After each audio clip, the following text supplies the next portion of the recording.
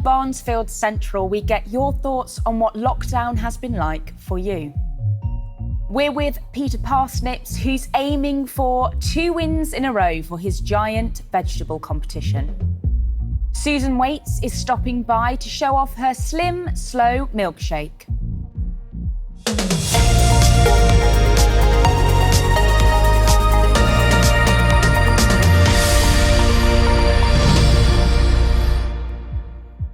Good morning, everyone. I'm Kat Kitt, and we have a packed show for you today.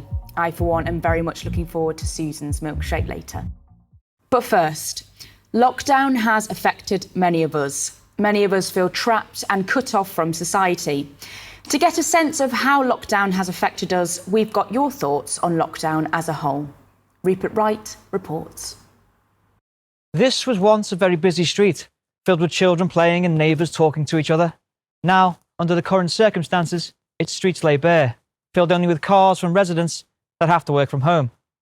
I've been catching up with a few of you to find out what lockdown life is really like. Tell us how you felt during this lockdown. Are you struggling financially? I'll be honest with you, I struggle financially with or without lockdown. I've got 6 kids by 7 different dads and not one of them pays the way. The only money I get from anyone is from Benny. Benny Fitz.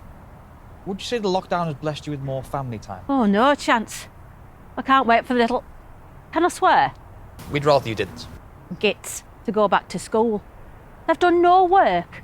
I've had to start using an old colouring book because they won't get me filters from the shop. They kick off. They say they're not going to queue.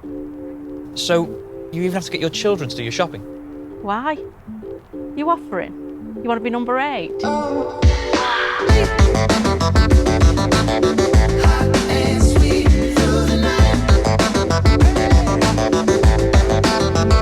How have you been finding lockdown? If I'm honest, and that's asked, town was dead way before pandemic anyway. Would you say people are not doing their best social distancing? You're the one to talk, getting so close to Thirsty Kirsty. She's had every Tom, Dick and Harry around there. No way they're part of her bubble. She's got beer cans outside that I know she don't drink. I looked in the fridge when I was round the other week. How have you been coping financially? Well, we're all in this together, really. I'm quite lucky because I work from home, but it's really horrible seeing everyone get laid off. Would you say the face masks have helped? To an extent. Why only to an extent? Well, it's all well and good covering your nose and mouth, but what about the rest of your face? I saw a bloke the other day in town. He was cross-eyed. Why should I look at that? You do realise they were put in place to stop the spread of the virus? Yeah, they might do. No, that's why they were put in place. Well, how come people don't put them over their nose? Hey, what's that for, Tom? You've been caught selling second-hand face masks again? What's he on about?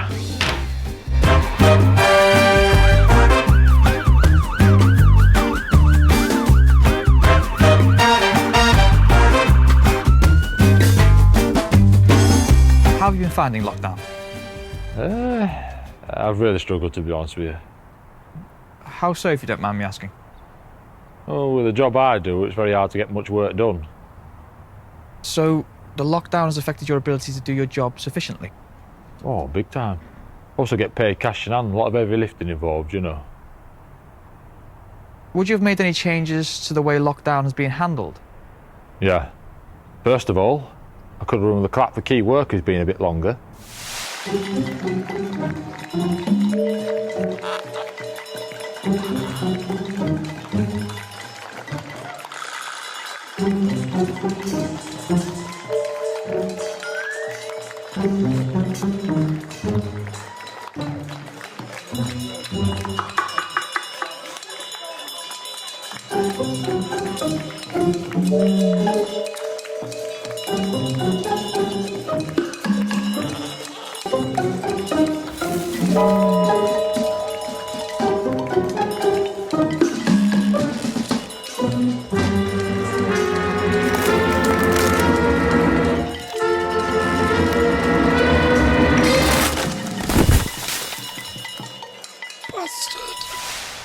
That's the first time we've had that answer.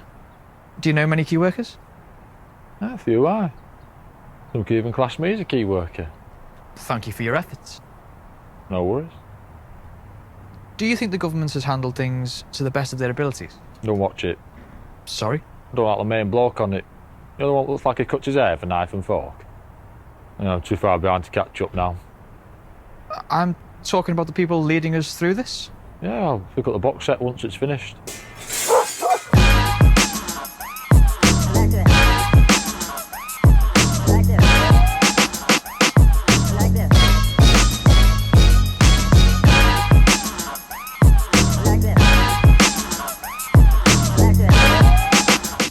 Do you feel the lockdown has helped?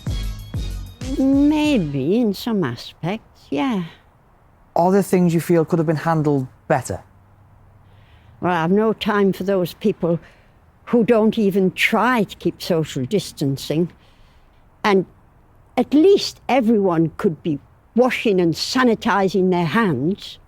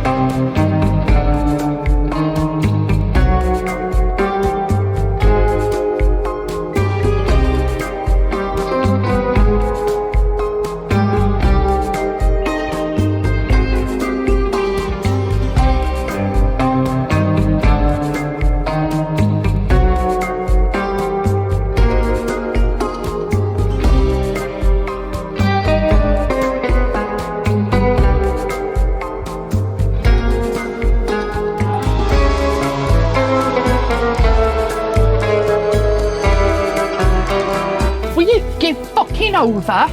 Don't worry, love. It's been sanitised.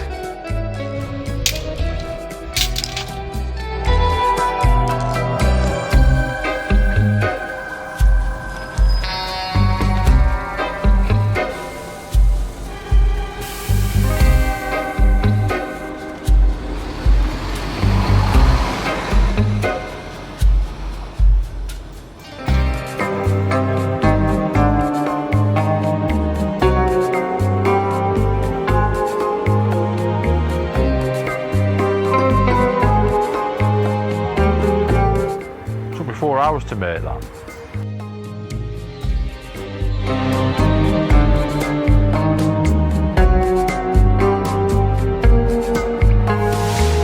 Have you been able to get out and do your shopping? Oh, I have it delivered now. But I did pop in when we first went into lockdown. But I have to say, I'm absolutely ashamed to live in this town. How so, may we ask? Well, the way everything was stripped off the shelves. I mean, why did people think they had to have all that pasta? How many plates of spaghetti bolognese they're actually eating? And don't get me started on toilet rolls. I mean, nobody needs that much. Stupid. Absolutely stupid.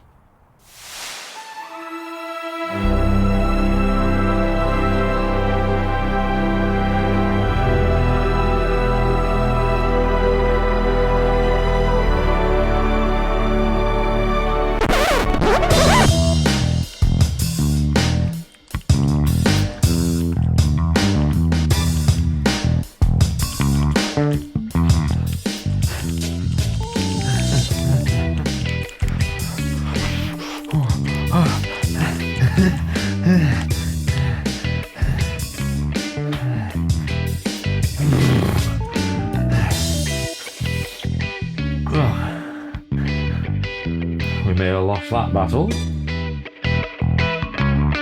but we'll win the war.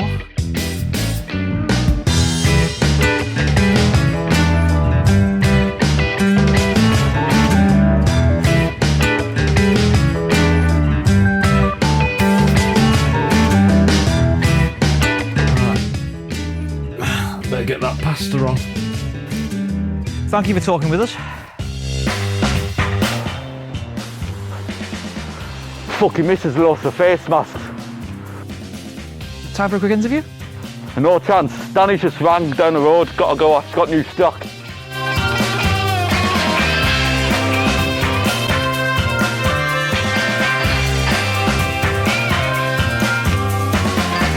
For most of us, what seems to be an eternity indoors has opened the way for new problems, be it financial or health-wise. If my time among the residents has taught me one thing, it's there seems to be more questions than answers. I believe I speak for most of the residents when I say, we cannot wait for this storm to pass. Thank you for that, Rupert. Now we're going to Peter Parsnips, who's looking for a second win in a row for the giant vegetable competition. He has a courgette which is measuring 5 metres long. We go over to Peter now. Absolute shithole. Not coming back here again for this week.